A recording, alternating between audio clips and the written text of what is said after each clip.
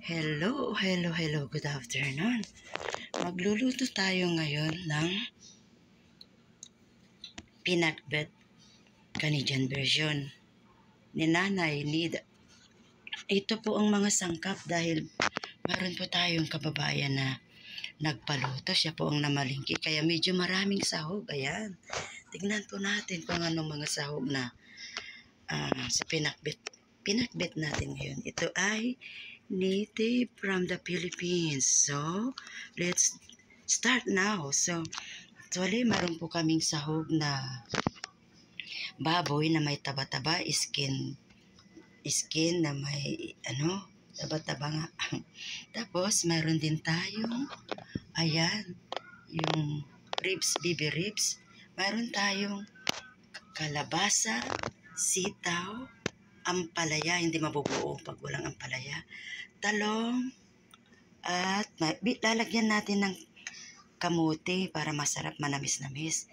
Mayroon din tayong okra at syempre gigisa natin siya sa alamang linggayen. Ayan, masarap yan. Tapos with sibuyas, kamatis at ayan, bawang siya. Kaya sisimulan na natin. Ang una kong gagawin ay ito, ko muna siya. Kumbaga sa amin, ipriprito titi para maalis yung mga taba-taba. So ito, nagpainit muna ako ng kalan natin. Ayan. Oh, ayan. So habang mahirap kasi yung banggitin ko yung words namin Ilocano, hindi maganda.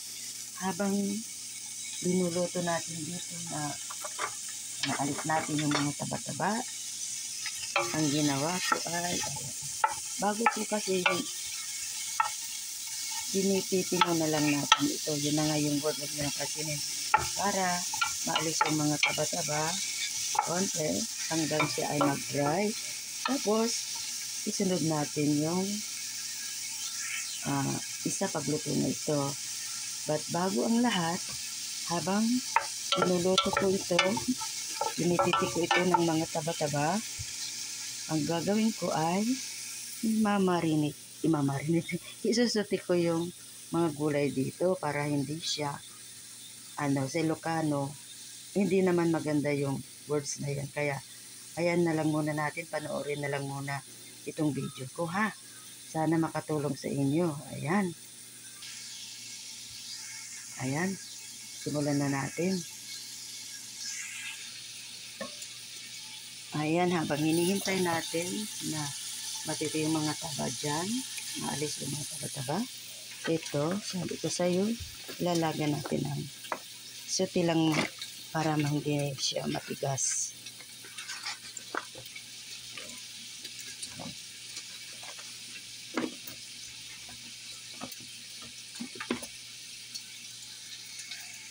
Lagyan natin ng konting asin lang, konting lang.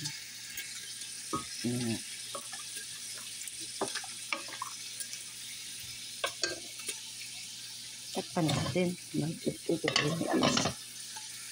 Pwede naman natin pagsabayin ang ampalaya at saka sitaw kasi okay naman sila. Yung ampalayang hindi mapait ito, mas maganda nga kung mapait Ayan, tumutunog na. Ayan na siya, tinititi na natin para maalis yung taba. But be careful kasi minsan tumuputok. Kaya ginamit ko itong malaking lutuan namin. Ayan. Hala, tignan nyo inalis ko yung mantika. Alam niyo kung gaano karami. Ayan, ang dami, grabe. Isunod natin ito, baby ribs. Ayan.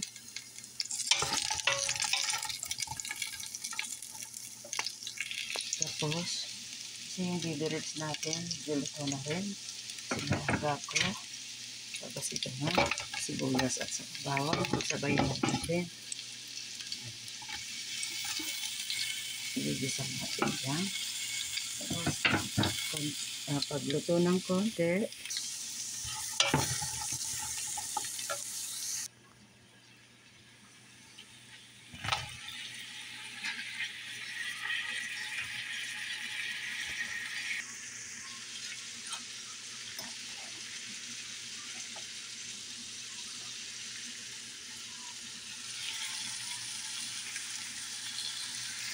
Dagan natin mamaya kung hindi malat.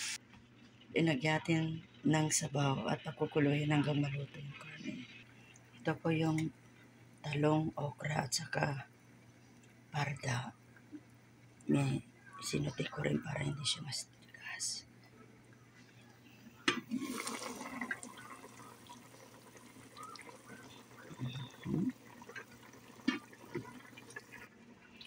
Ito yung ampalaya, sitaw at kalabasa at kamote. Ayan, lalagay na natin.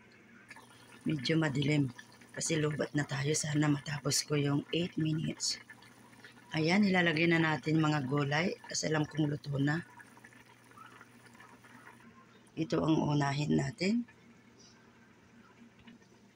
Nag-iingat, baka maubusan tayo ng battery. Ayan na, ilalagay na natin. Oops!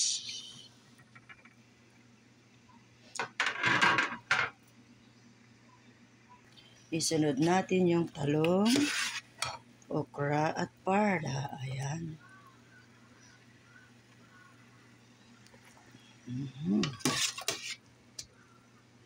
Para hindi siya may overcook, may hilaw. Ito pantay-pantay na luto.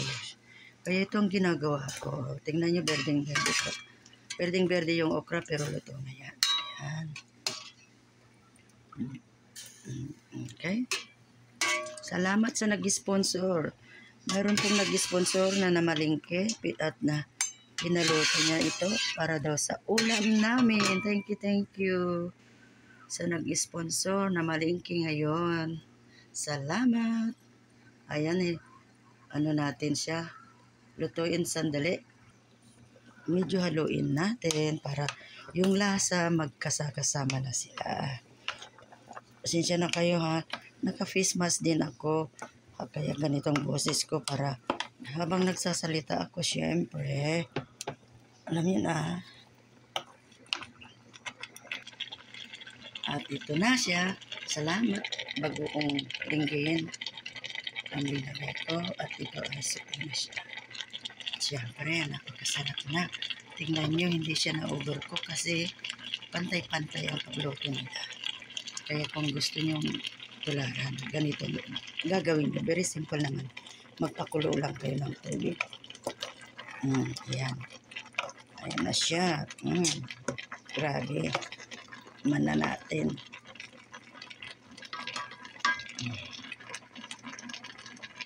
Grabe. Sobrang sarap. Napakasarap.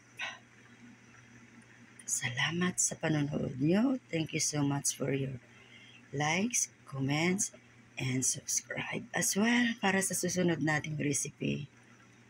Ito ang recipe ni Nanay na may nag-sponsor. Salamat sa sponsor. Sana sa uulitin.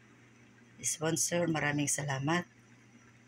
Naway maraming manood dito at makapulot sila ng maski konting idea man lang. Count your blessing one by one. Thank you, Lord. Thank you. Ganito ang boses ko kasi naka-face mask ako. Bye now and God bless us all.